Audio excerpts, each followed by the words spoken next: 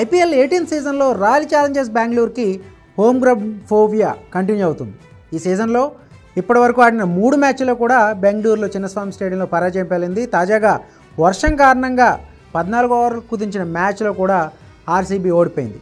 So ఇది ఒక రకంగా ఆర్సీబీ ఫ్యాన్స్కి మింగుడు పడిన విషయమే. ఎందుకంటే ఈ సీజన్ ఆరంభం నుంచి కూడా అంచనాలు తగ్గట్టు రాణిస్తూ వరుస విజయాలతో దాదాపు 4 విజయాలతో ఒక మంచి పొజిషన్లో ఉన్న ఆర్సీబీ హోమ్ గ్రౌండ్లో మాత్రం ఎందుకు గెలవలేకపోతుంది. సో అది కూడా ఇవాళ మ్యాచ్లో ప్రధాన కారణం బ్యాటర్ల వైఫల్యం.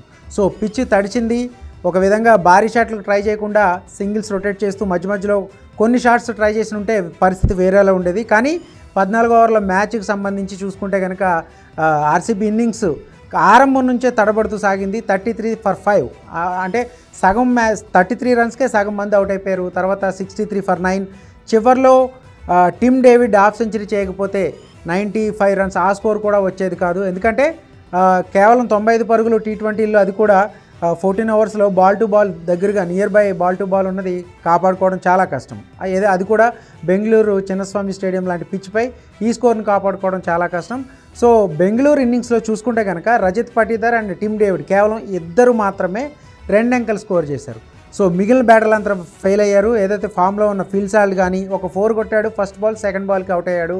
సో భారీ షాట్స్ ట్రై చేశాడు, అంటే కొన్ని పుల్ షాట్స్ ఆడబోయి, అలాగే ఫిల్ సాల్ట్ కానీ విరాట్ కోహ్లీ కానీ రజత్ పటీదార్ ఉన్నప్పటికీ కూడా 23 రన్స్కి అవుట్ అయ్యాడు. సో మిగిలిన బ్యాటర్లో కూడా అంచనాలు పెట్టుకున్న ఎవ్వరూ కూడా రాణించలేదు. సో కాసేపు క్రీజ్లో ఉంటే పరిస్థితి వేరేలా ఉండేది అని చాలామంది అనుకున్నారు ఒక ఇన్నింగ్స్ అయిన తర్వాత. సో 95 రన్స్ ఏదైతే చాలా తక్కువ స్కోర్కి కంట్రోల్ చేసిందంటే ఖచ్చితంగా అది పంజాబ్ కింగ్స్ బౌలర్ల గొప్పతనంగా మనం ఖచ్చితంగా మెచ్చుకోవాల్సింది. ఎందుకంటే ఎవ్వరూ కూడా ఏదైతే పంజాబ్ కింగ్స్ బౌలర్లో ప్రతి ఒక్కళ్ళు సమిష్టిగా రాణించారు ఈ మ్యాచ్కి సంబంధించి. సో 2 వికెట్లతో సత్తా చాటారు. సో ముఖ్యంగా మనం చూసుకుంటే కనుక ఈ సీజన్లో నిలకడగా రాణిస్తున్న చాహల్ కానీ మిగిలిన పేస్ అటాక్ కానీ వాళ్ళు ఫామ్ అనేది కంటిన్యూ చేస్తున్నారు. అలాగే శ్రేయస్ అయ్యర్ కెప్టెన్సీ కూడా బౌలింగ్ రొటేషన్ సంబంధించి, ఫీల్డింగ్ ప్లేస్మెంట్ సంబంధించి చూసుకుంటే కనుక అద్భుతంగా royal Challengers Bengaluru deep batting line అద్భుతంగా కట్టడి చేశాడు. ఖచ్చితంగా ఇది శ్రేయస్ అయ్యర్ కెప్టెన్సీ మార్క్ కనిపించింది. అలాగే పంజాబ్ కింగ్స్ బౌలర్ల ప్రతిభ కనిపించింది.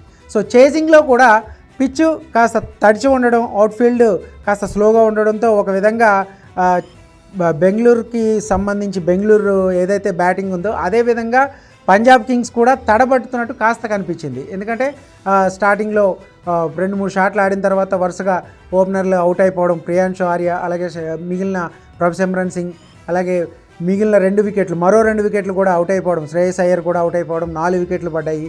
సో తర్వాత నెహల్ వదేరా, అక్కడ శశాంక్ సింగ్ మ్యాచ్ను ఫినిష్ చేసే ట్రై చేశారు.